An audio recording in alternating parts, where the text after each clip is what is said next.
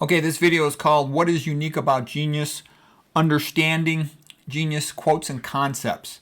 And this comes out of several different things. I'm going to go through all these quotes and I'll give some little historical connections to this stuff. When I was in high school, I had a great life, really social, wonderful. I was an athlete. I was a great wrestler.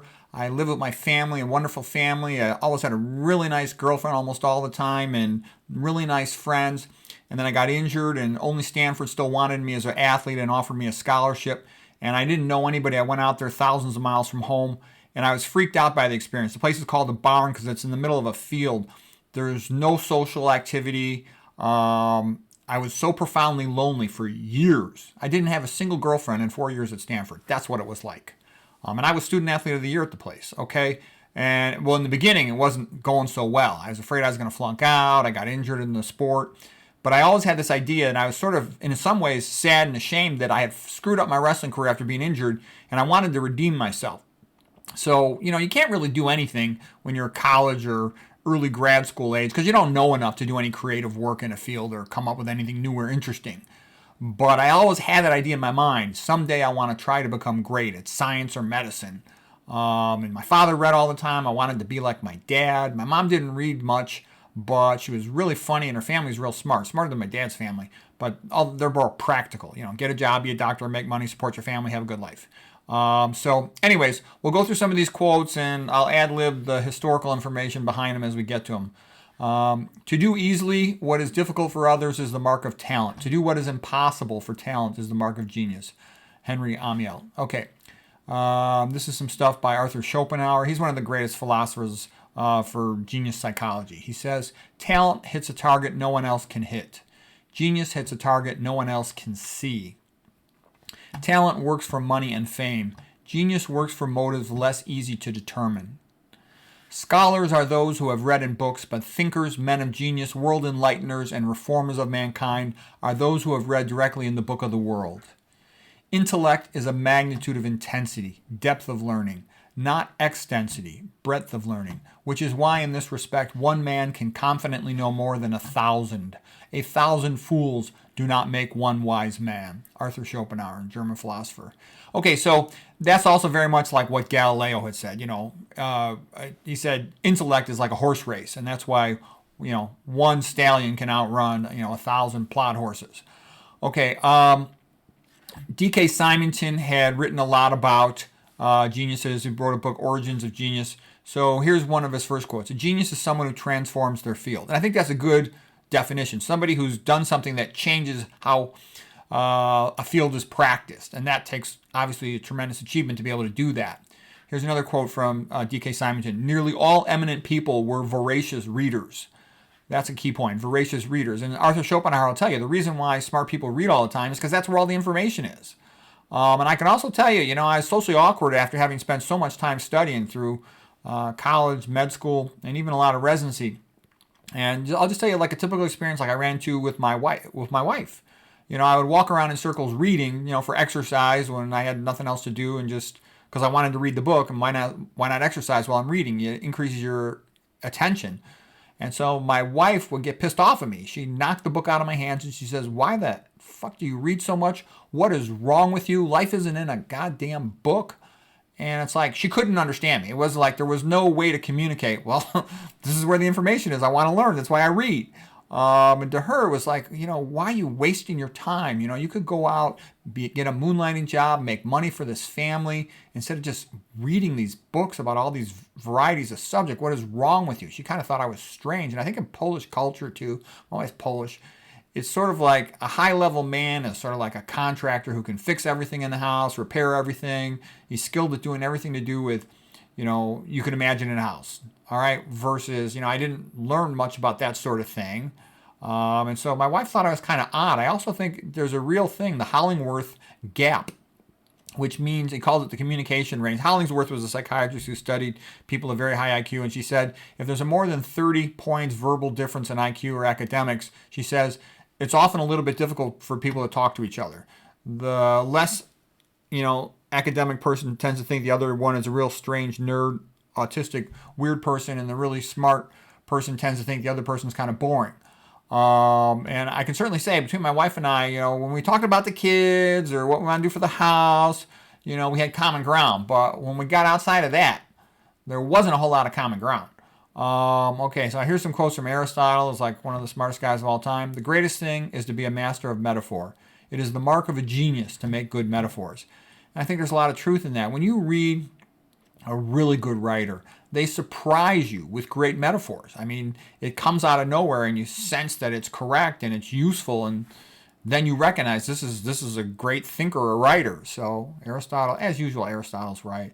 Okay, Aristotle goes on, great geniuses always have some touch of madness, and sort of the classic mad genius would be Hamlet, of course. Okay, Arthur Koestler had a few good quotes on this. He says, the real achievement in discoveries is seen in analogy where no one saw it before. Okay, and a lot of times that's the case, is that to see something new, you often have to overcome the obstacles of conventional thinking. And that's why, in retrospect, when a genius discovers something new, it seems obvious, but it wasn't obvious before because of all the obstacles put in place by conventional thinking. Okay, Mozart. True genius is more than lofty intelligence and imagination. Love, love, love. That is the soul of genius. And where this comes from, of course, is you have to immerse yourself in it. And Goethe had said, Johann von Wolfgang Goethe had said that in order to learn a complex subject, a man must love it. Because you got to spend a lot of time. You have to go through all the, initially there's a rapid improvement phase. It's exciting and you're dreaming of all the wonderful things you can do in this new field. Then you have this long, tedious plateau where you just have to crank through all the details, if you will. And then once you hit pretty good mastery of it, then you can start being creative with it. But you have to pay the price there. Okay, Goethe, the first and last thing required of genius is the love of truth. Okay, John Malloy, he wrote a book called How to Work the Competition into the Ground and Have Fun Doing It. He also wrote How to Dress for Success. And he says, highly creative people are logical, pragmatic, nonconformists. They have learned they are not going to be understood. And I went through that phase where I sort of found it was really awkward for me to talk to people. And then I realized that no one, literally no one, even very, very few doctors were interested in talking about anything scientific or medical or technical. But they loved jokes. So I started memorizing all these joke books and comedy routines as a way to have something to talk about with people. And people liked that. So, but I kind of learned no one really gives a rat's ass about most of this complex science stuff, but you have to care about it if you want to get good at it, and I did. Okay, understanding genius quotes and comments. Okay, we're on the second page here. In summary, the present survey of biographical information on a sample of 20 men of genius, including John Stuart Mill, Goethe, Pascal, Coleridge, and Voltaire, suggests the typical development pattern is something like this. Number one, they have a high degree of attention focused on them by their parents and perhaps by another adult, a teacher, a coach, a mentor. And it's expressed in an intensive education efforts and usually abundant love from at least one of the parents. Okay, I got love from my mother and I got an academic environment from my father. Don't get me wrong, I love my dad, he loved me, but, it was like I talked to my dad about academic stuff, I talked to my mom about social stuff. Isolation from other children. Yeah, I think one of the biggest mistakes parents make is having their kids spend too much time with other kids. Other children the same age really sort of drag a child down because they all want to do the same thing. None of them knows any more than the other kid. And Ayn Rand wrote a great essay about this called Compra Chicos. And she talked about how children need to spend time with their parents or some older siblings or who will give them good guidance. That's how they learn. Also, sometimes being alone becomes good for you because when you're alone, you have to learn how to entertain yourself. And quite often reading books is part of that. Or, if you're mechanical, putting a machine together, taking a machine apart, figuring out how to put it back together. And you have to spend a lot of time in thought. And so I hated being lonely in college and med school, but I got very good at being able to plan out a routine of, 12 or more hours of studying in a day. And it just became natural for me to read 12 hours in a day. And I noticed that like my friends that had stayed in a social environment, like never left home to go to college, they would have a hard time studying 5 hours in a day. And there'd always be, getting off into something, going to a party or being with their girlfriend or something. I had long-term girlfriends, long-distance girlfriends here and there, but I had plenty of time being lonely, which was very different from my high school life. If I knew then what I know now, I would have flunked senior year of high school 3 times in a row. It was so much more fun than my college and med school life in terms of the social component of it. Okay, they have a rich efflorescence of fantasy as a reaction to preceding conditions. Yeah, you'll read about that when you read about men who later on did great things academically, they often went through a period where they spent years just reading and reading and reading and studying, and that later on gave them a foundation from which they could build a lot. John Ruskin was like that, sort of in the Victorian age, Renaissance in England. He was kind of an interesting guy, and he's a little crazy too. Almost all the geniuses have a crazy side to them, and basically, if you get rid of the crazy side to them, you have no genius. I mean, look at Isaac Newton. Okay, he spent more time writing about the Bible than he did doing his scientific work, and he was actually a heretic by the definition of his day. Okay, so here's Harold McCurdy continuing on geniuses. He says, the mass education of our public school system has the effect of reducing all three of these components to a minimum. Accordingly, it should tend to suppress the occurrence of genius. Yeah, so basically, public school is designed to prevent genius. It wants everybody conformist and predictable. Okay, Bertrand Russell speaks now. He says, something of hermit's temper is an essential element in many forms of excellence, since it enables men to resist the lure of popularity, to pursue important work in spite of general indifference or hostility, and arrive at opinions which are opposed to prevalent errors. So yeah, like a public school environment teaches everybody to think the same, to accept whatever who's the local authority in the matter, versus when you spend a lot of time reading and thinking and read all these old books and geniuses from the past, you start to think in a very unique way that's unpredictable, and that enables you to be a lot more creative and to come up with new ideas.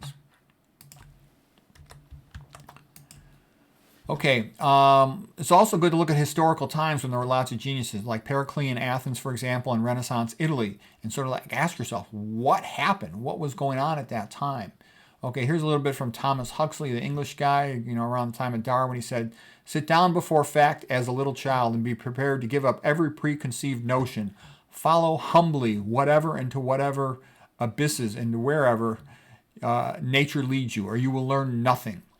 The improver of natural knowledge refuses to acknowledge authority as such. For him, skepticism is the highest of duties. Blind faith is the one unpardonable sin.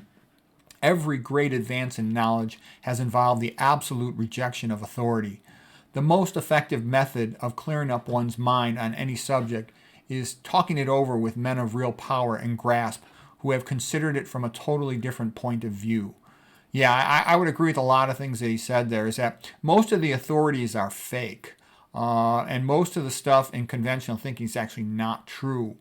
And I've mentioned this before, but, like when I was in med school, I was like first in my class of 333 students. And I read the pathology book. It came out of Harvard primarily, and I was like in awe of it. Okay, I thought, this is real medicine. This is the truth, the gospel truth of pathology, understanding disease. And now that I'm older, I look at that book as a joke, like a comic book on almost all the major diseases. It's like completely wrong on the important things. It's an absolute joke. But I'm saying so when you're young, you're just sort of memorizing stuff. It's really like a memorization contest, college and grad school. But when you're older and you're trying to really understand something, then it's, understanding. It's not memorization. Okay. Also, one thing, not just to brag, but on my residency boards, only the top 15% can get into radiology. It's like a 4.5 hour test. I was done in an hour and 10 minutes with a perfect score. I just say that to say that I got pretty good at school, and that was really memorization at that point. But I was in this for keeps. I mean, I had nothing else to do, and I really wished I was an athlete and a wrestler and a wrestling coach. But I was going to try to do something in academics, and I couldn't find a good research thing, so I became fascinated with cognitive skill and academics and test taking and memorization and stuff. Okay, Alfred North Whitehead. Fundamental progress has to do with reinterpretation of basic ideas. A clash of doctrines is not a disaster, it's an opportunity. And that's actually where you get in trouble in medicine, is that if you're going to make progress, you have to think of things in a new way. And if you have to think of things in a new way, that means you're very typically refuting or rejecting the conventional way. But the problem with that, the reason that gets you in trouble in medicine and in a lot of areas of science, is there's a lot of people making money off the conventional way. And when you come up with a better way, they get pissed off at you. They could even hate you or do nasty things to you. Like a lot of scientists, when they come up with a big discovery, they don't get promoted, they get fired, okay? And it's like that in medicine too. It can be very scary. There's certain things that are true, but you won't say them because you will get in trouble. And then you start to realize it's very different than sports. In sports, the goal is to be a better performer and your team to perform better and to win. The athlete, the fans, the coach, everybody's in agreement on that. But in medicine, You can't understand modern healthcare and medicine unless you focus primarily on money. Helping the patient, yeah, that's nice, but it better not get in the way of making money. And so when a scientist comes out there sort of pure of heart trying to figure out how to help a patient more, and he contradicts something that's a big money maker, he can get himself in big trouble real fast. Okay, so now a little more of Arthur Schopenhauer. Again, he's from the 1700s, 1800s. He says, a great intellect sinks to ordinary when it is interrupted and distracted, because its superiority depends on the power of focusing all of its strength on one theme. Always to see the general in the particular is the foundation of genius. Intellect is invisible to the man who has none. Okay, so the point about this is geniuses hate noise, because if they're trying to concentrate on something, then the noise distracts them and they really can't concentrate effectively and it pisses them off. Okay, and that's also why, to me, I think anybody who's serious about being smart, you're not going to like beat music. Yeah, it's fun to dance to, maybe it's fun to lift weights to, but I think part of being brilliant is constantly, not always, but very often having an idea in your head and, thinking of that idea and trying to see it from different ways. And so, loud noises, they just move that idea out of your head. So what I'm basically sort of saying is if you find yourself in your car listening to beat music instead of listening to an audiobook, then you're really not helping your intellect, okay? Don't worry about what everyone else does. What everyone else does, 99.9% of people, they don't care. I mean, I don't know if that percentage is correct, but most people, it's weird to me. Your brain is a gift. They don't care about developing the brain. I know that because I hang out with tons of doctors, and most of them don't read anything and never talk about anything intellectual. They're very nice. Many of them have very high IQs. I know plenty of doctors who often understand things faster than I do, but they don't have that curiosity. They're not curious about reading, okay? And you have to read a lot if you want to keep accumulating more information and being able to move to a higher level of knowledge about something. Okay, here's a quote from Claude Helvetius. Genius comes from sustained attention. It is the strong passions which impart to us that continuous, earnest attention necessary for great intellectual efforts.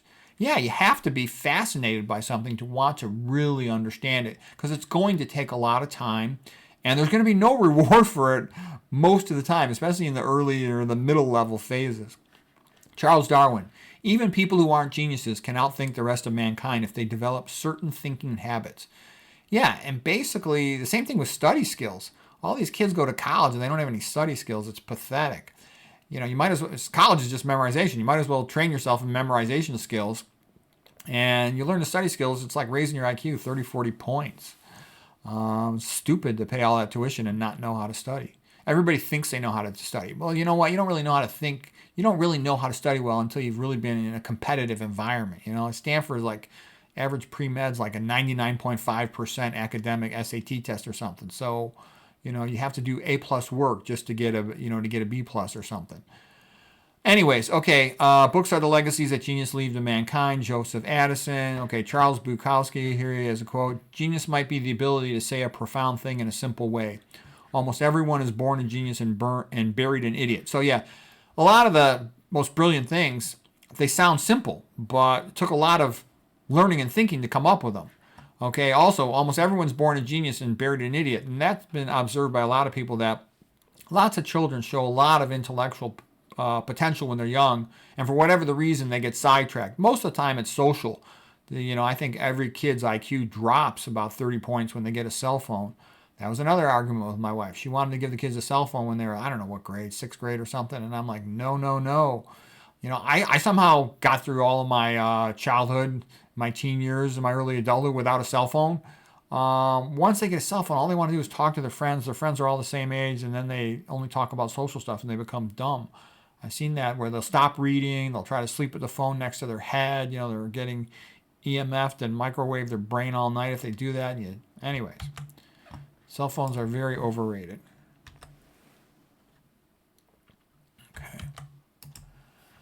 Okay, this is now by Santiago Ramon y Cajal. He's the guy who came up with all the magnificent drawings of the neuronal anatomy.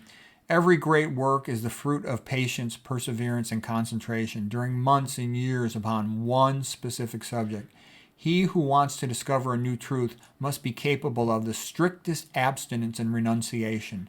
The ideal case would be that of a scientist who during this period of mental incubation would pay no heed to any thought that is extraneous to his problem. If he possesses this capacity to remain incessantly absorbed by one subject, he will be able to multiply his strength. Okay, yeah, and I know that's true. Like if I'm trying to really understand something, like I was fascinated by diabetes for a while, I wouldn't want to read about anything else. I wouldn't want to think about anything else. I would just be absorbed with it.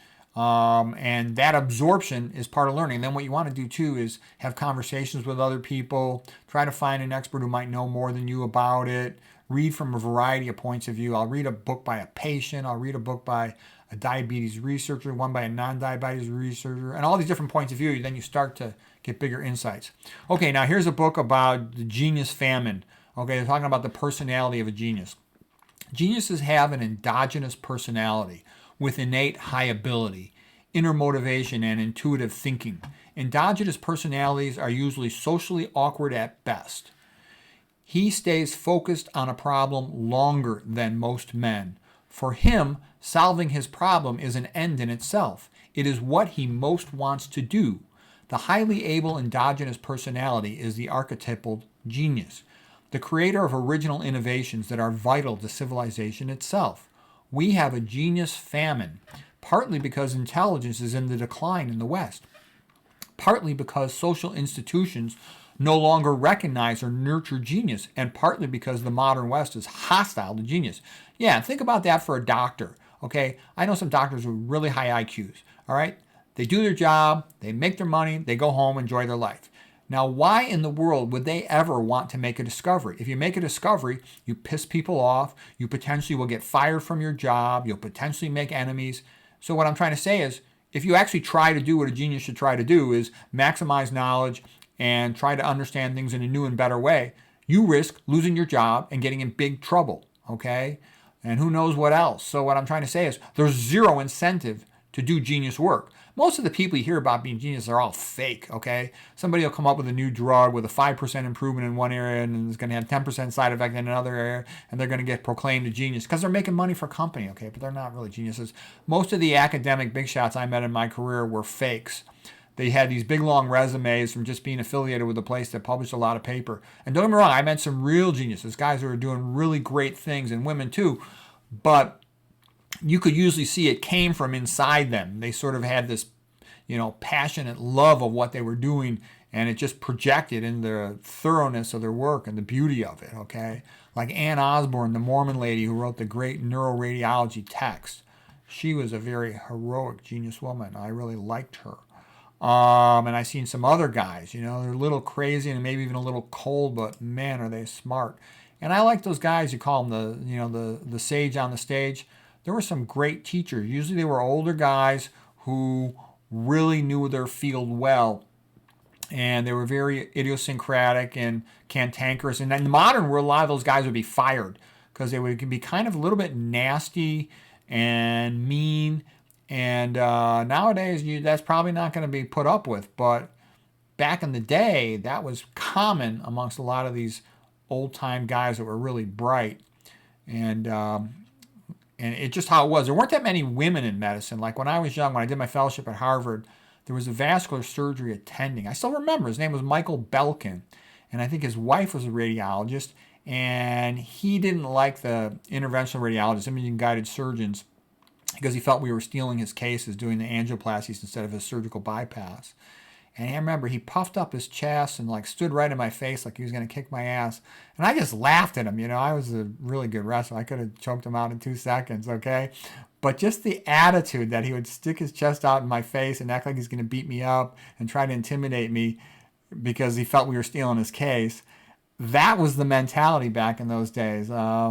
Anyways, all right, so getting back to this article about the personality of a genius. It says, the brain of a genius is differently wired from a normal brain. It is specialized. Some circuits usually used for social intelligence and reproductive success are co-opted to serving a creative purpose. And I think that's true. Instead of putting their energy and time into a social life, they're putting it into their academic aspirations. And this is why personality and intelligence go together in a genius. Something deep within the genius makes him want to fully comprehend, improve, or express the nature of reality. Pursuing this quest is the destiny of the genius. It is what he is meant to do. And I met a guy at Stanford named Jay Ream who was like, got all A pluses in physics, calculus, biology. This guy was so smart. And then you talk to him, he had almost like no aspiration. He was just fascinated. He just thought everything was so interesting. And he actually taught me a lot about study skills. I became a much better student after hanging around with him. I started getting A pluses in the science classes at Stanford from hanging around with him, but I knew he was beyond me at that time in science. He was really good for me to hang around with him. But that's actually, I think, was one of his weaknesses. He couldn't focus on one thing. So he's a genius guy, but he couldn't focus on one thing, and you got to put a lot of energy into one thing to get great at it. But anyways, he had a very positive effect on me. Pursuing this quest is what he's meant to do. Newton's ability, intellectual abilities, intelligence was obviously stratospheric. Newton as a child and as a young man of science would spend nearly all of his time alone. Yeah, his father died, and then his mother left him to live with like his grandparents while she ran off with some guy. And so Newton was very alone, and his grandparents like tried to make him into a farmer, and he wasn't a farmer. And luckily he got in like as a servant into Oxford College, and then he started to blossom his intellect. When Newton was asked how he made discoveries, he said, "By thinking on it continually. I keep the subjects constantly before me," like for discovering gravity. And that's pretty much like what Einstein said, the same thing. They're just fascinated with an idea, so they obsess over it and look at it from every different perspective. Carl Jung had a long-term live-in mistress who functioned as a second wife. Only an inner-orientated personality can be sufficiently independent of the social consensus to be able to change the social consensus. Okay. Yeah, I thought that was rather... I actually found Carl Jung to be a little bit obscure. I read a lot of his stuff. I didn't think he was kind of a lousy writer. He had some good ideas. But then I'm like, wow, you could convince your wife to let you have an apartment in your backyard and have a mistress living there with you. The guy must be a genius. Okay, here's a quote from W.H. Auden. Geniuses are the luckiest of mortals because what they must do is the same as what they most want to do. Yeah, I think if somebody really knows they're onto something, they're excited about it. You know, it's like there was a wrestler, John Smith, 6-time world champion, and he talked about when he was developing his new technique, like a low single leg, that he felt like he was, discovering the cure for cancer, and he was so obsessed with it. And I've talked to other, great athletes and great scholars, and that's a normal thing. You can't be great at something usually unless you're obsessed with it.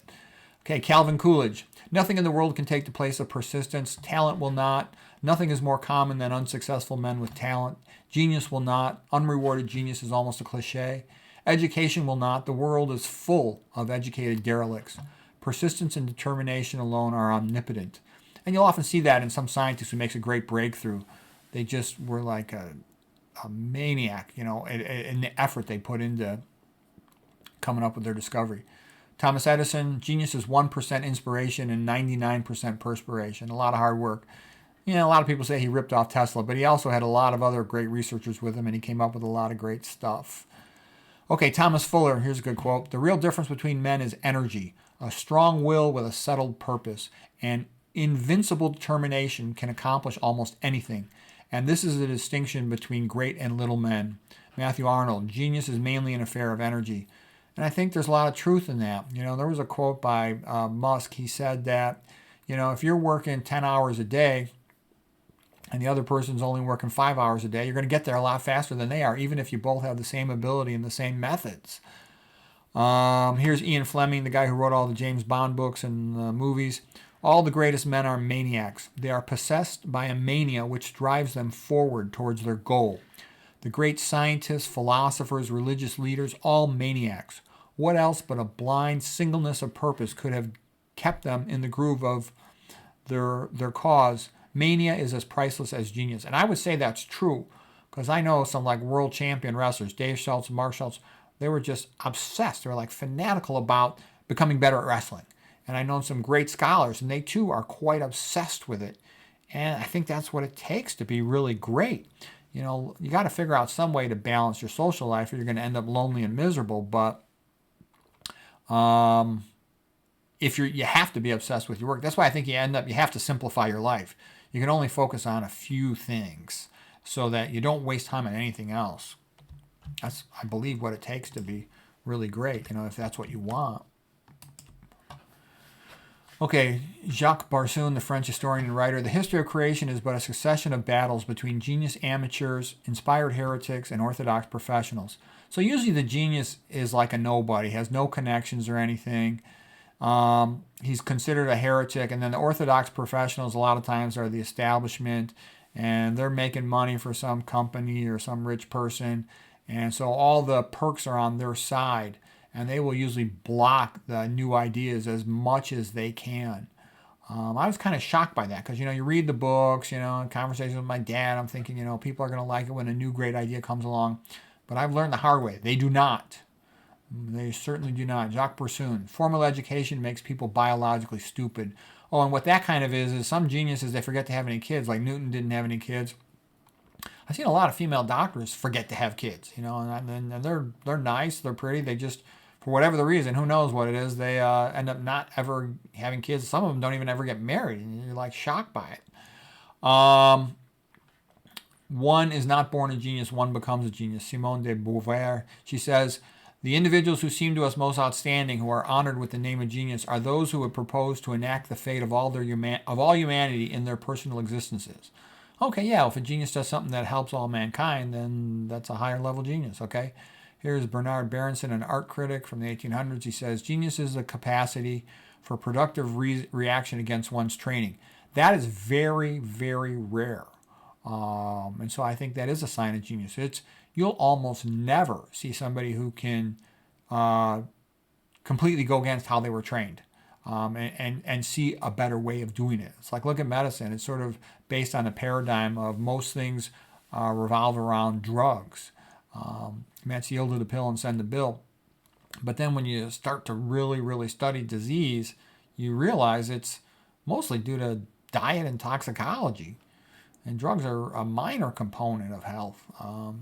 Okay, George Box from the 1900s, he said, all models are wrong, but some are useful. He continues, just as the ability to devise simple but evocative models is a signature of a great scientist, so over-elaboration and over-parameterization is often the mark of mediocrity. And that is totally true. If you pick up a medical journal, what in my experience, let's say there's 40 articles in there, 38 of them are going to be crap. Tons of statistics and all this stuff, but no useful information, just tedious crap. And then there might be one good article and one so-so article. You'd be amazed how crappy most of these journals are. They're usually owned by some company who's just trying to promote its products or something. Or they're trying to just make money off drug advertisements. So it's shocking how bad medical journals tend to be. Okay, Arthur Schopenhauer says to use many words communicates few thought. To use many words that communicate few thoughts is the unmistakable sign of mediocrity. To gather much thought into few words stamps the man of genius. So he's good on learning how to write too. And so basically, every time you write, even just a note to your friend, if you want to become good at writing, say to yourself, how could I phrase this better? How could I phrase this more concisely? Because if you want to get good at communicating and writing, you have to put some thought into it. And putting thought into all the little parts of your day helps you to improve those things, and you get better and better. Okay, Lord Chesterfield from 1600s, 1700s, basically says the same thing. Steady attention to one's object is a sure marker of a superior genius. Okay, Kenneth Clark, he was a great art historian. He says, I believe in the God-given genius of certain individuals, and I value a society that makes their existence possible. Yeah, I think that's true, and that's been said too about, for example, the ancient Greeks. Why were the ancient Greeks so great? And the reason is because they allowed people to have opinions. Don't get me wrong, the ancient Greeks did plenty of stuff that was bad. Okay, they had slavery, which was bad, and they were terrible in Milos and a few other things, but man, they had the great playwrights, Aeschylus, Euripides, Sophocles, Aristophanes, the great historians like Thucydides, the great philosophers from Pythagoras to Socrates to Plato to Aristotle. Incredible. So they had a society where you could have an opinion, and I think the reason was the Greek city-states, many of them were, far apart enough or on little islands or separated by mountains, and they traded with other cultures, and all of that enabled them to maintain some uniqueness in their different communities. In most other countries of the world, you would have a tyrant that would just conquer this big flat landmass and then force everyone to obey the same rules, and no one was allowed to do anything new, interesting, different, or creative. So you'll look, like in ancient Egypt, you'll have 1,000 years go by and nothing new happens in art because everyone is forced to make their art the same way as what is forced upon them by the Egyptian priest of that time or priest equivalent, whatever. Okay, Samuel Taylor Coleridge, he's a great writer. That was a great poet around the same time as Wordsworth in England. They together wrote lyrical ballads, real famous. All right, so he says, people of humor are always in some degree people of genius. No mind is thoroughly well organized that is deficient in a sense of humor. And I think that's a good statement. In my experience, most of the true geniuses, guys that were just really brilliant or brilliant women too, like Anne Osborne, they were nice. They had a sense of humor. They were human. They were fun. They were pleasant. They would enjoy a joke versus all the fakes. Most of the fakes that I saw, the fakes never joked around. Like I see these guys, they'll have, hundreds of publications, and then you hear that they're going to give a lecture, so you go there expecting something interesting, and they say nothing but boring platitudes and all these safe little wimpy statements. Don't get me wrong, that can be a good way to go through academic and help you get promoted as a safe, predictable person, but they never discover anything. And in my opinion, most of them suck and they're phonies, and believe me, I know tons of them. Okay, versus somebody who's funny, cheers everybody up having somebody funny around. And I've even had people who are funny and they insulted me a lot, but I liked them because they made me laugh. Like I can tell you this, when I did my residency, I was at Northwestern, and one of the attendings said to me, "Oh, our first Puerto Rican.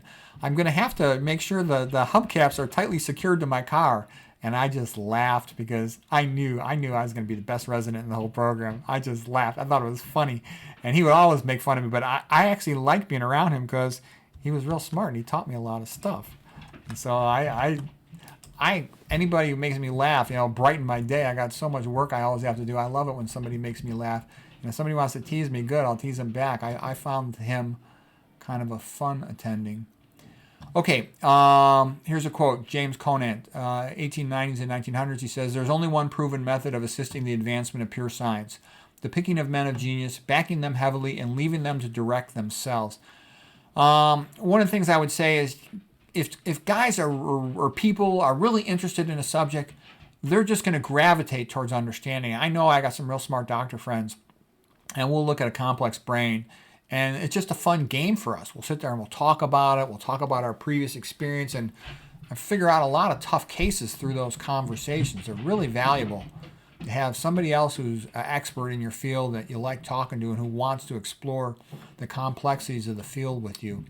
Okay, this Roger Schenck guy is a computer programmer, a real smart guy, and he wrote some good books on learning and education. Here's one of his quotes. "We learn by doing, by mutual story exchange and conversation. When we have a goal, something we are trying to accomplish, when we have peers and mentors with whom we can discuss." And the other thing too is, and I know I've learned this, is whenever you come up with a new observation, like you figure something out, you want to pick up the phone and call your friend and talk about it. Or if you have a friend, you're lucky that you can talk to about it, because it sort of like crystallizes it in your mind.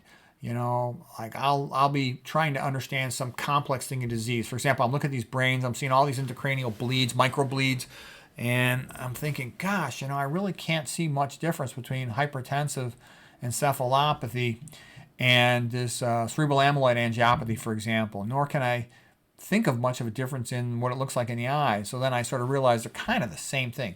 And that's how you have big observations. And I'll call my friend, I'll call an opto friend, and we'll say, and you'll figure out the disease. That's where it comes from. Clinical observations that confuse you, that don't seem right, that contradict the books, and then talk to a few experts with real experience, and then you can figure out a lot of stuff. Okay, here's another quote now from Henry Fielding, the English novelist. "There is a sort of knowledge beyond the power of learning to bestow that is to be had in conversation. So necessary is this understanding to the characters of men that none are more ignorant of them than those learned pedants whose lives have been entirely consumed in colleges and among books. For however exquisitely human nature may have been described by writers, the true practical system can only be learned in the world." Yep, helps to converse. And there's a genius guy named Johnny von Neumann, and he noticed that his productivity dropped when he went away from the university environment because he no longer had colleagues to discuss stuff with. Okay, Mason Cooley quote here. "Genius knows where the questions are hidden." And there's truth in that A genius can see a lot of times that an obvious basic question in the field is not being addressed, and that most of the researchers are just sort of, spending all their time on trivialities. Okay, and T. Colin Campbell talks about that, how most nutrition research is all reductionism, but it's holism, if you will, where you really make the big discoveries that are useful. Okay, Mihaly Csikszentmihalyi, it's hard to say his name. He writes all about flow. He wrote all the books on flow. The unifying similarity amongst geniuses and innovators is motivational. They are interested in unique goals, different than the masses.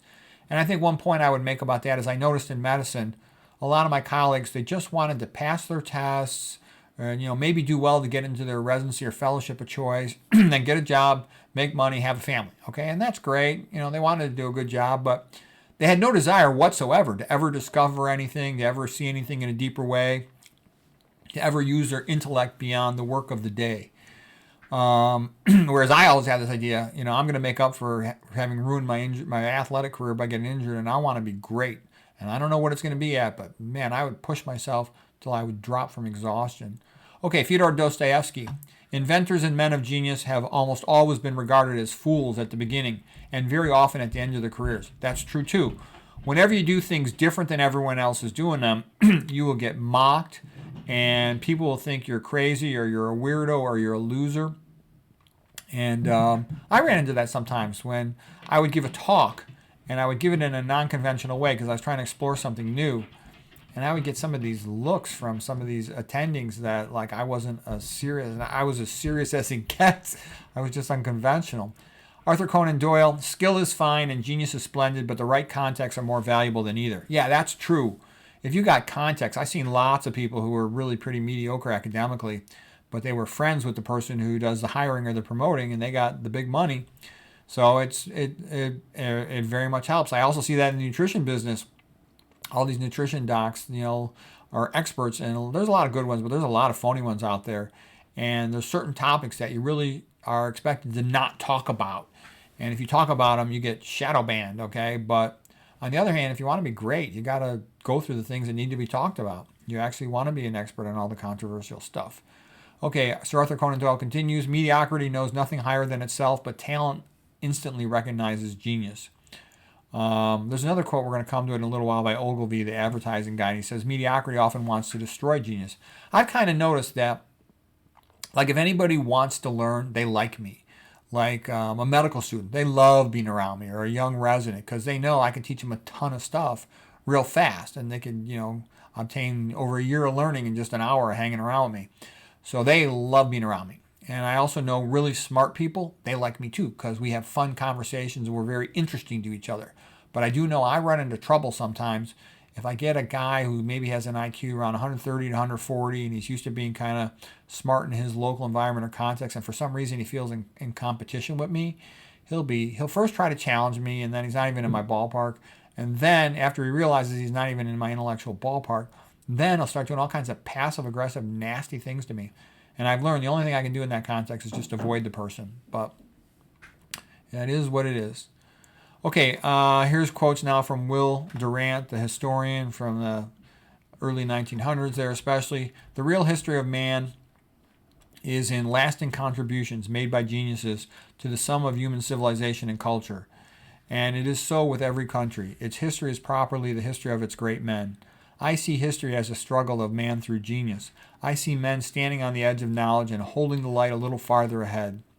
The Italian Renaissance had more geniuses than Periclean Athens. Consuming toil is the price of genius. Those artists who desire immortality for their work must pay for it with their personal lives. Yeah, you're going to have to put a lot of time into it. And yeah, the Italian Renaissance was incredible. That's because Rome also had money. So great talents from all over the world, they would go to Rome because that's where you could get a commission paid for your great artwork. And then they were all, competition brings out genius too. All the great artists were competing. Who could make the best fresco painting or other type of oil painting, for example. And that competition brought out the best in them. Okay, here's an Albert Einstein quote. Intellectuals solve problems, geniuses prevent them.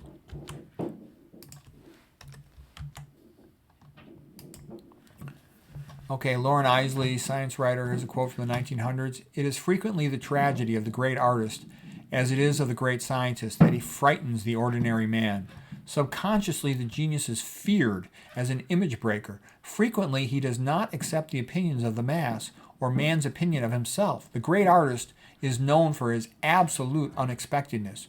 Some degree of withdrawal serves to nurture man's creative powers. The artist and the scientist bring out the dark void, the unique, the strange, the unexpected. Numerous observers have testified to the loneliness of this process. Yeah, and that's my experience too. When you become really great at stuff, a lot of times people in your own field, they get scared of you. I've had that experience dealing like with, for example, I went to University of Illinois for medical school. They have something called the Hispanic Center of Excellence.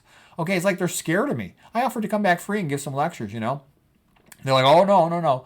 And I know that a lot of times when something is mediocre, they don't want somebody really smart and good coming in because then they feel it makes them look bad, okay? I also had the experience too when I first wrote a book about study skills.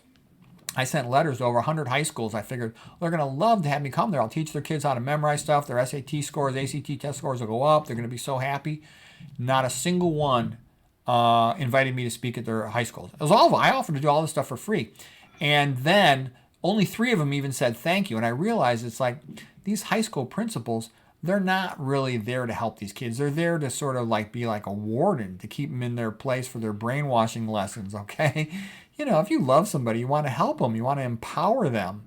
It's ridiculous that the grade school and high school system in this country does not teach study skills. The colleges don't teach study skills. My first semester at Stanford, actually it's on the quarter system, I was afraid I was going to flunk out, so I took a class in study skills. I didn't even have study skills at that time, and it was actually quite helpful to me. Every kid needs study skill instruction.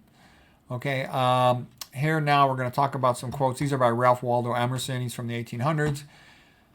There are men too superior to be seen except by the few, as their notes are too high for the scale of most ears. Yeah, and Schopenhauer says a great intellect lives like an eagle, far from society. And the point being is, the farther somebody gets advanced into advanced intellectual work, the fewer people they can communicate their interest with. Okay, fewer people that have either the expertise or the interest in that thing, typically. The book, the college, the school of art, the institution of any kind, they stop with the past. This is good, they say. Let us hold by this. They pin me down. They look forward, not backward, but genius looks forward. Man hopes, genius creates. In every work of genius, we recognize our own rejected thoughts. They come back to us with a certain alienated majesty. To believe in your own thought, to believe that what is true for you in your private heart is true for all men, that is genius. In every work of genius, we recognize our own rejected thoughts. They come back to us with a certain alienated majesty. Okay, and actually I think that that's an important point there is, part of becoming really smart, you have to trust yourself. Because all day long, most people are ignoramuses, most experts are phony liars, and you learn that whatever you think is more likely right than what they're saying. Don't get me wrong, sometimes you're ignorant yourself on something, so you got to go read more and study about it, but you learn to trust yourself. That's a major step in becoming a high-level thinker. Okay, Ralph Waldo Emerson continues, great works of art have no more affecting lesson for us than this. They teach us to abide by our own spontaneous impression with good-humored inflexibility, the most when the whole cry of voice is on the other side. And then he also says, to be great is to be misunderstood. Yeah, the further you are beyond, the more standard deviations you are beyond average in your field, the more people are not going to understand you. Okay, and that's actually part of being ahead of your time, is that people don't understand you. That's to be taken for granted. Okay, Ralph Waldo Emerson continues, talent says things which he has heard but once. Genius says things that he has never heard. Universities are, of course, hostile to geniuses, who, seeing and using ways of their own, they discredit the routine. Colleges hate geniuses, just as convents hate saints. So that was Ralph Waldo Emerson. Now here's John Stuart Mill. He was sort of a genius, not my favorite genius, but still a pretty brilliant guy from the 1800s in England. He said, persons of genius are a small minority, but in order to have them, it is necessary to preserve the soil in which they grow. Genius can only breathe freely in an atmosphere of freedom. Okay, so that's good on Mill. He was good on that aspect. I didn't like the fact that he didn't want freedom for everyone else, for himself and his aristocrat buddies. Okay, William G. Sims. I'm not a big fan of English aristocrats, okay? My father's from Ireland, okay? And so I know how jerks they were to the Irish and the other people that they had under colonization. William Sims, the dread of censure is the death of genius. Yeah, if a genius is afraid they're going to be censored for whatever they say or write, they're not going to be able to write as creatively and as effectively. Okay, Northrop Frye, he wrote a great book about interpreting the Bible. It was awesome. That's my favorite thing Northrop Frye ever did. Okay, he wrote a quote, only a great genius can answer the simplest questions in science and philosophy because it takes a great genius to become aware of them as questions. Yeah, they're able to see that the fundamental basic question has not been answered. You know, that's why McDougall's so great in nutrition. One second, my kid's playing the radio. Hey, I'm trying to make a video. Turn it down. Turn it down. I'm making a video. Excuse me. I didn't want to end, though, and start over because this video's too long. All right, I'm already halfway there, so sorry about that. All right. Stenhall. Geniuses. Oh, no. Buckminster Fuller. He's made the buckyball and the geodesic dome. He said, geniuses are just people who had good mothers. Stenhall. The man of genius is he and he alone who finds such joy in his art that he will work at it come hell or high water.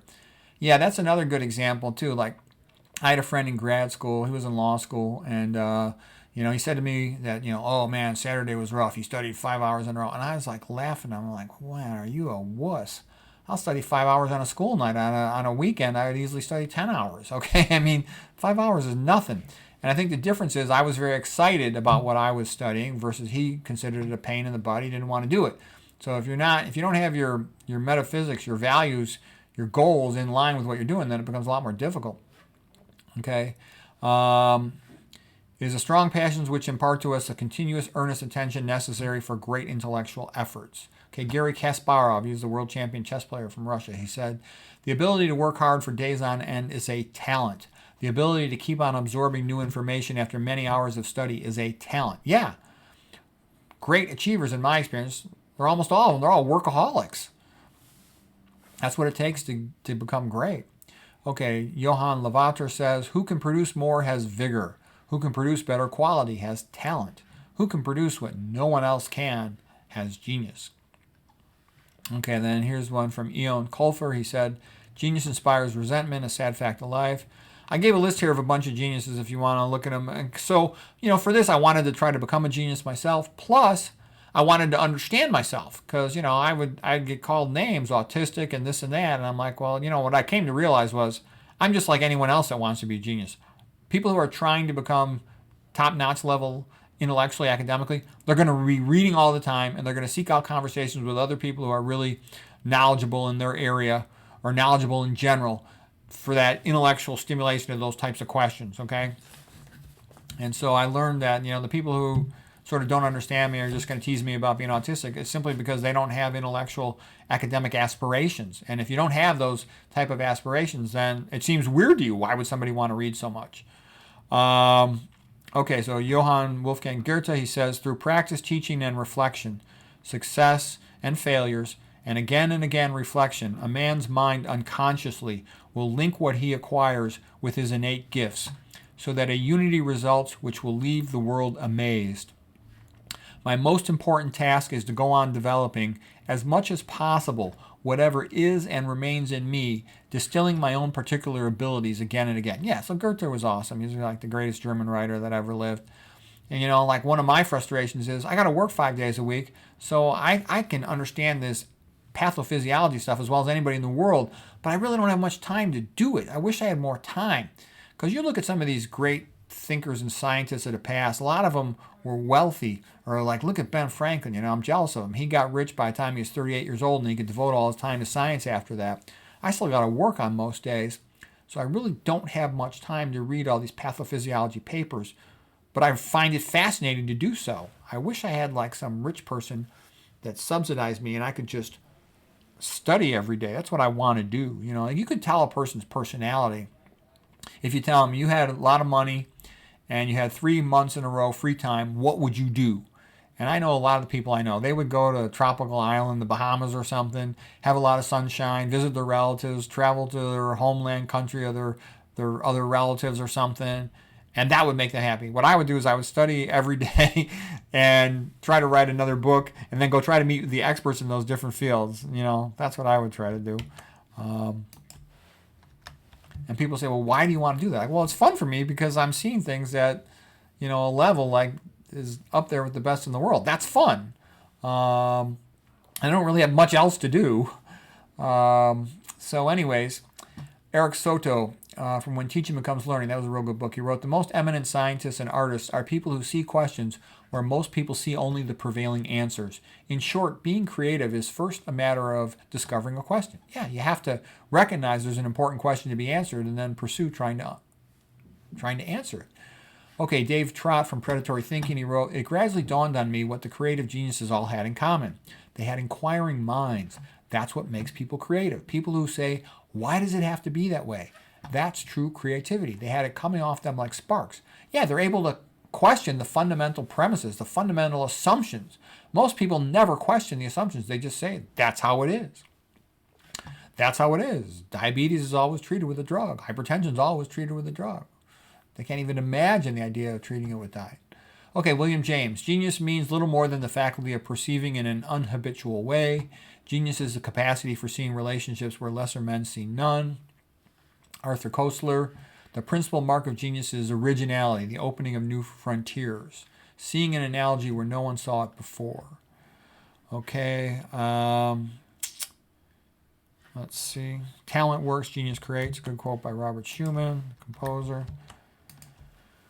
Okay, Goethe, the earlier a man becomes aware that there exists some craft, some art that can help him towards a heightening of his natural abilities, the happier he is. The best genius is that which absorbs everything within itself, knows how to appropriate everything, enhancing and improving them throughout as much as possible. So I think that's one nice thing about learning how to draw. You can do it your whole life connected to other things. Great thing about being a musician, you can enjoy it your whole life.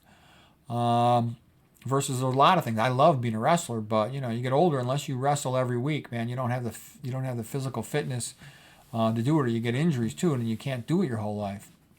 Okay, Franz Grillparzer. Talent produces only fragments of beauty and originality. A genius integrates everything into a beautiful whole, and with its beauty and its originality. Yeah, they're workaholics, so they can make it all stick together and be coherent. That takes a lot of time. Okay, like I said. My wife saw me reading and trying to, write a book chapter one time. She's like, why the heck do you waste all that time when you could be out moonlighting making real money? And I'm thinking to myself, yeah, right, then you'll divorce me. I got to pay you more in alimony. No way. No way. I saw a friend of mine. He was a doctor guy, real nice, smart guy.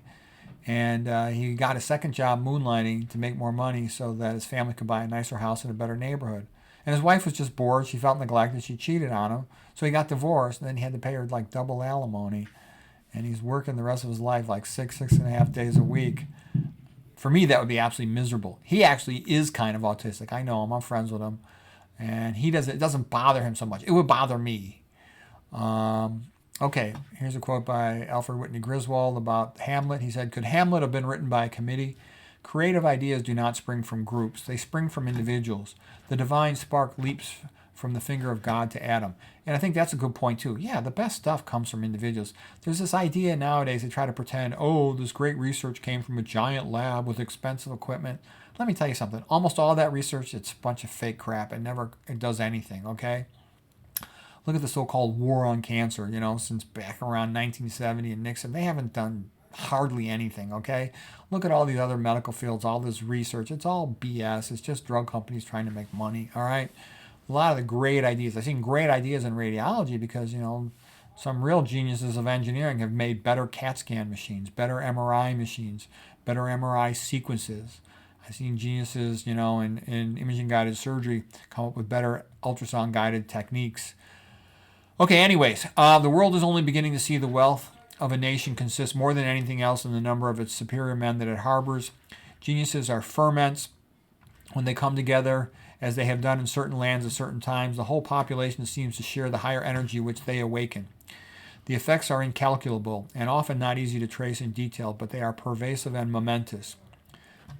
This is all William James, by the way. The more of our daily life we can hand over to automatism, which means get a machine or another person to do the busy work, the more of our higher powers will be set free for their own proper work. So now I think that's a good one. So what he's basically saying is if you can automate a lot of the busy work you have to do every day, then you got more time freed up for creative work. And that's one of the things I've been happy with my wife, is that she's quite happy to be like a secretary to me. And what that means is I don't do anything. She kind of moved out of our old house, and I was really sad about that because the old house, remember that when I told you about that, when I had the indoor basketball court, I had a backyard tennis court. I had all kinds of wonderful stuff that I built or had built there, and I loved the place.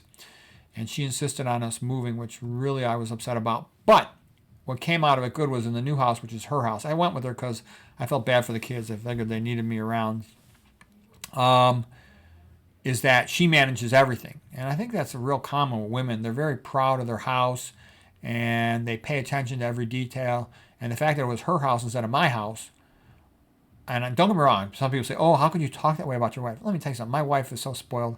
I give her a big check every month so she can, she has it really good, okay? I wish things were the other way around. Anyways, the first thing that intellect does with an object is to class it with something else. Genius means little more than the faculty of perceiving in an unhabitual way. Genius is the capacity for seeing relationships where lesser men see none.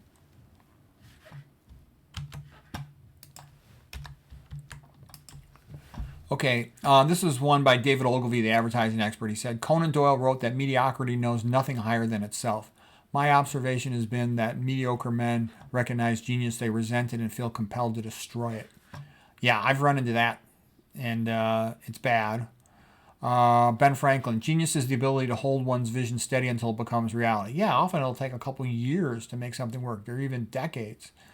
Okay, Francis Galton, a gifted man will achieve greatness if he can avoid constant professional toil for maintenance of a large family, domestic sorrows, anxieties, and petty cares. Yeah, and that's basically, Ezra Pound had said this too, about the only thing family members can do is just do busy work for you to free up your time. So in a sense, you make a deal with them that they'll do some of the busy work and you maybe pay them or something for it or do some favor for them. And in exchange, you get a little more time. Because that's been my frustration, To be a doctor, for like what I do probably takes an IQ of 130, 140 to do it well. But I got a lot of IQ beyond that, academic IQ at least. And I'm bored not to use it. So I like doing videos and writing books because it's a creative outlet. Okay, now here's a quote from Oliver Wendell Holmes. The world is always ready to receive talent with open arms. That's like your typical smart doctor. But very often it does not know what to do with a genius. Talent is a docile creature. It bows its head meekly while the world slips a collar over it. It draws its load cheerfully, and it is patient with the bit and the whip. But genius is always impatient of the harness. Its blood makes it hard to train. Talent is a very common family trait. Genius belongs rather to individuals. Talent is often to be envied, and genius to be pitied commonly.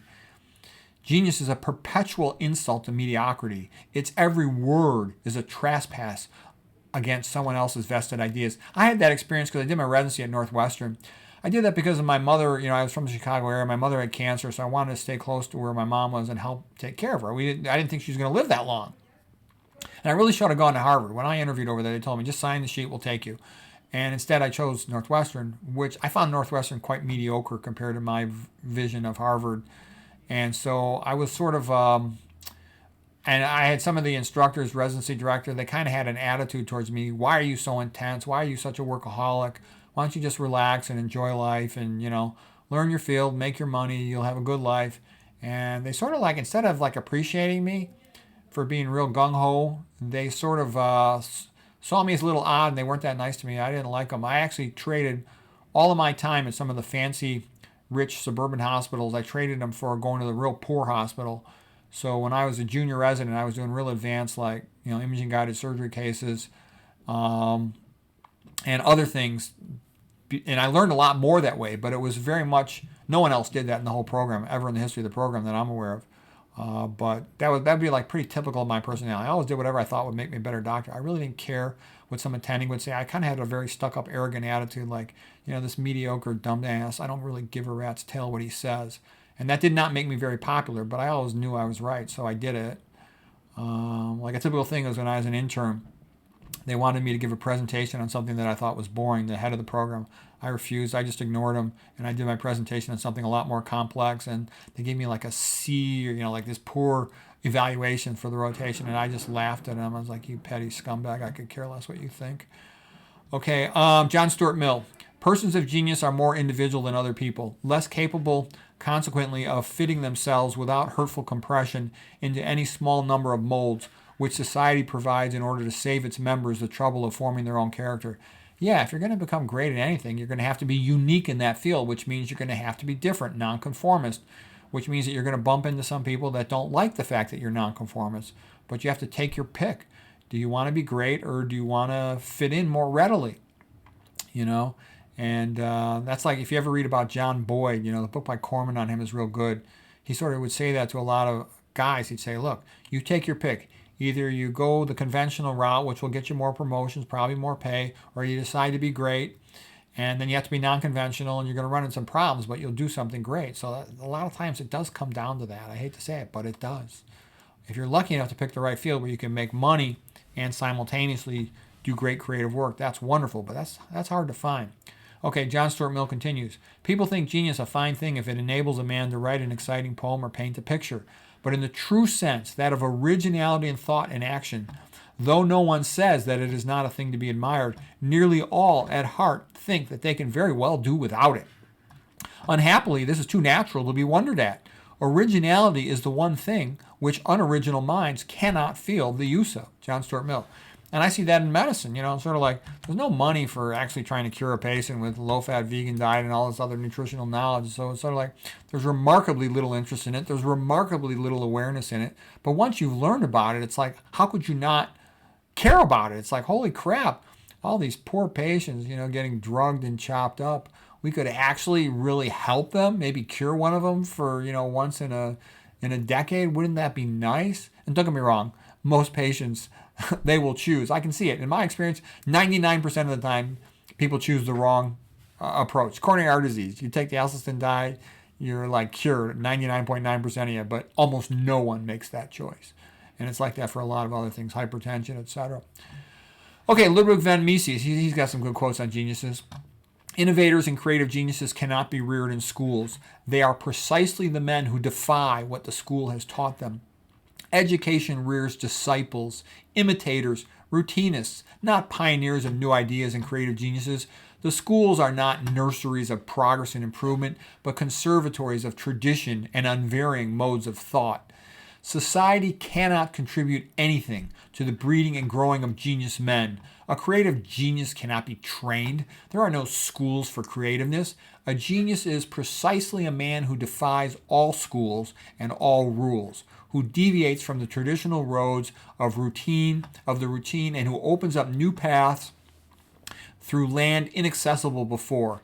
A genius is always a teacher. He is always self-made. The first thing a genius needs is to breathe free air. Yeah, when somebody's smart, let them work on their own. They're going to be happy to work. They're usually workaholics. Okay, next, Raymond Moore. Recipe for genius. More of family, less of school. More of parents, less of peers. More of creative freedom and less of formal lessons. Yeah, if I could live my life over again and I was young, I would want to be homeschooled as much as possible and to just study on my own, and then maybe find some like-minded kids and like-minded teachers to learn from. But gosh, I wouldn't want to waste my time in all the Mickey Mouse nonsense of public schools where you just memorize something for a test and you forget it all. And I heard this other author, you know, William Glasser, the psychiatrist who had his own school, he said, telling somebody to just memorize for something for a test that they know they're going to forget, that's like telling somebody to dig a ditch and then fill it back in with dirt. It's a waste of their time. Okay, Raymond Moore continues. There is not one replicated study that suggests little children should be in school at 5 or 6 years of age. Not even one. There's no replicated study that even suggests that a normal child should be in kindergarten. The home is the best garden for the child, the average home. And the time has come when we should be strengthening home instead of taking children out earlier. Raymond S. Moore, from the author of Homegrown Kids. And I think what that's about is the sooner kids are put into a preschool or something, you get them away from their parents, you can turn them into atheists, turn them into materialists, and you could really then turn them into chumps. Okay, John Malloy. He's the guy I talked about earlier who wrote about Dress for Success and how to outwork the competition, things like that. He says, you have to risk being laughed at. People everywhere laugh at geniuses. And you have to face the fact that even if you make a breakthrough, it may cost you your credentials, your credibility, and your career.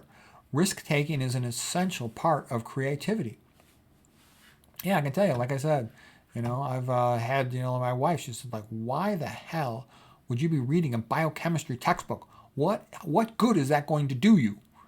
But you know in your own mind, I have to read this biochemistry book if I'm going to understand this other thing. There's no way around it. Okay, John Malloy, creative persons have learned from experience the world does not understand them. They learn to no longer expect to be understood.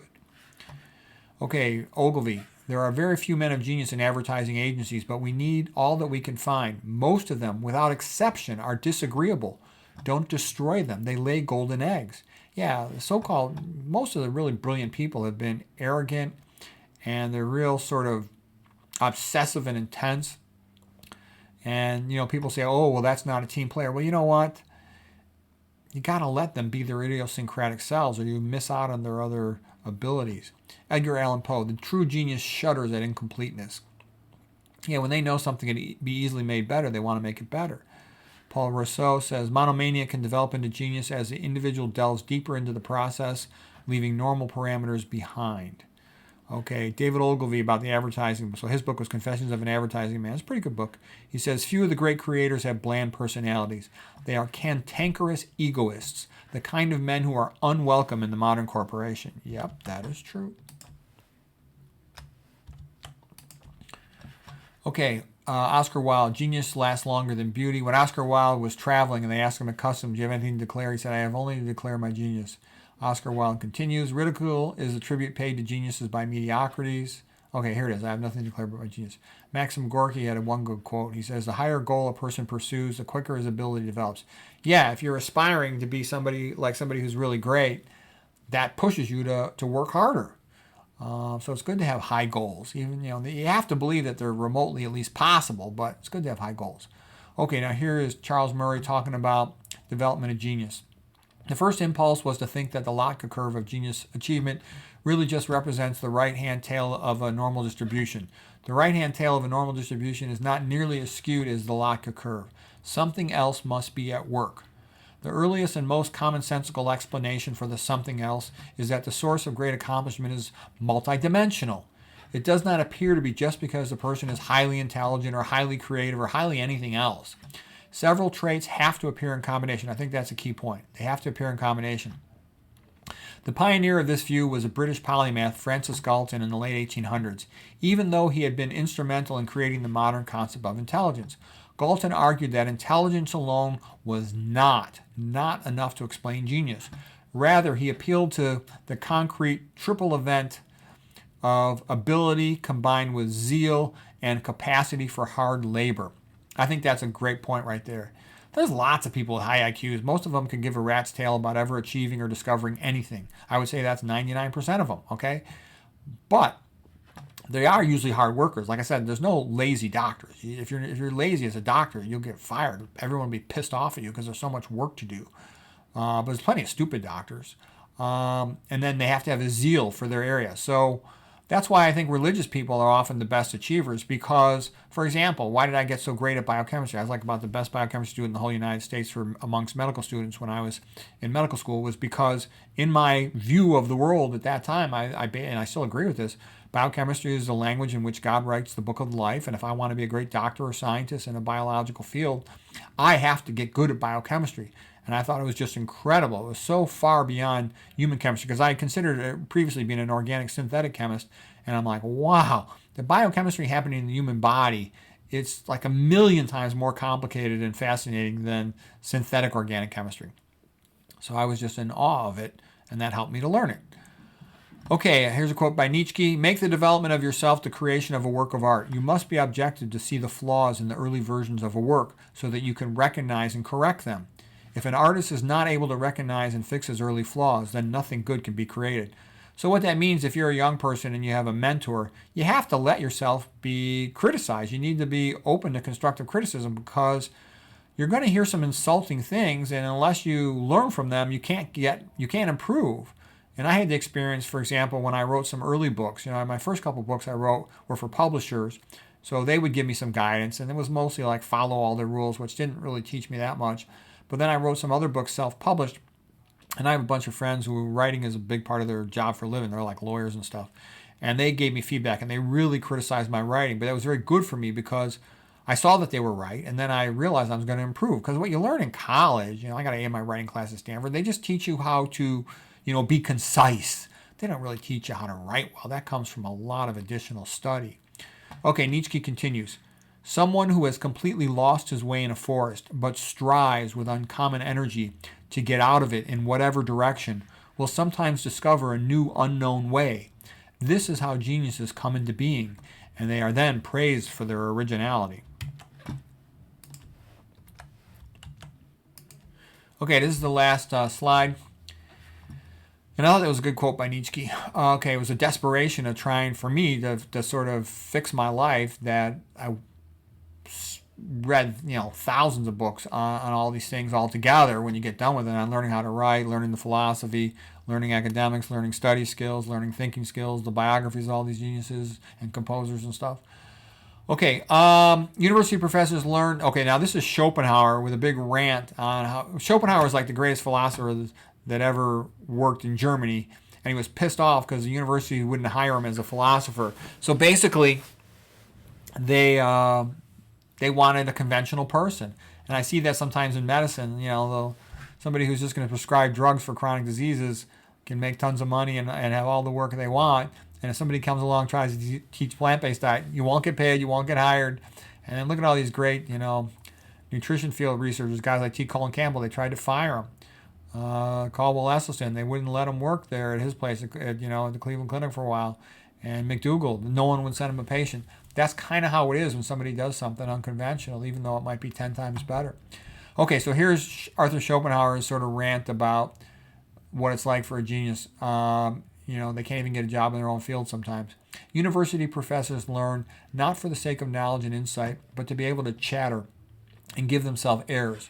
University professors, restricted in this way, are quite happy about the matter, for their real concern is to earn with credit an honest livelihood, to make money for themselves and also for their wives and children, and moreover to enjoy a certain prestige in the eyes of the public. On the other hand, the deeply stirred mind of a real philosopher like Schopenhauer, whose whole concern is to look for the key of our existence, as mysterious and as precarious as it is regarded by these university professors as almost something mythological. Indeed, such a man, so affected, appears to the professors to be obsessed by a monomania. For that a man could really be in dead earnest about philosophy, it does not as a rule occur to anyone, least of all to a lecturer thereon about philosophy. It has therefore been one of the rarest events for a genuine philosopher to be at the same time actually a lecturer in philosophy. Okay, so that's a great quote. Basically, if you really want to do philosophy, you can't get hired as a philosophy professor. And that might be the same thing. Let's say if you really want to cure chronic diseases with plant-based diets, you can't get hired as a doctor. Okay, you're probably going to have to go start your own business. Okay, now Schopenhauer is talking about the real aristocratic genius. This guy Schopenhauer was so smart, he taught himself to read in a whole bunch of languages, something like at least 4 languages. I think it's more than that. And he was wealthy, so he had inherited wealth, so he had plenty of time to study. And he ended up not having any kids either. So you got a lot of time on your hands. You're not married, you don't have any kids, and you got inherited money. That's why he was so prolific. Okay, no difference in rank, position, or birth is so great as the gulf that separates the countless millions who use their head only in service of their belly. In other words, they look upon it as an instrument of the will, and those very few and very rare persons who have the courage to say, no, my brain is too good for that. My brain shall be active only in its own service. It shall try to comprehend the wondrous and varied spectacle of the world, and then reproduce it in some form, whether as art or as literature, that may answer to my character as an individual. These are the truly noble, the real noblesse of the world. The others are serfs who go with the soil. The man endowed with great mental gifts leads apart from the individual life that is common to all. He leads a second life purely of the intellect, and he devotes himself to the constant increase, rectification, and extension not of mere learning, but of real systemic knowledge and insight. It is thus a life which raises a man and sets him above fate and its changes. Always thinking, learning, experimenting, practicing his knowledge, the man soon comes to look upon this second life as the chief mode of his existence, and his merely personal life as something subordinate, seeing only to advance ends higher than itself. An example of this independent, separate existence is furnished by Goethe, Johann von Wolfgang Goethe. Okay, and this is Arthur Schopenhauer, who lived from 1788 to 1860. So I think that's kind of awesome, and I totally resonate with that feeling that basically, when you're fascinated with trying to understand something, whatever it might be, weight loss, obesity, hypertension, diabetes, cancer, autoimmune disease, etc., it's a very fascinating thing to really study all the papers on that you can and study it. And that's really like what I feel like I should be doing. I really would love to have a research job where I could just do that every day. Whereas I work as a clinical doctor about 5 days a week, and then I'll do this other stuff, about a day on the week as a hobby. But I can only do so much with only about 1.5 days a week devoted to it. But I think it's great stuff. I studied like everything I could in medicine. It turns out all this diet and toxicology is the most powerful stuff, and it's fascinating. So anyways, you only have so much time in this world, and you do the best you can with what you got. So anyways, I hope that was interesting.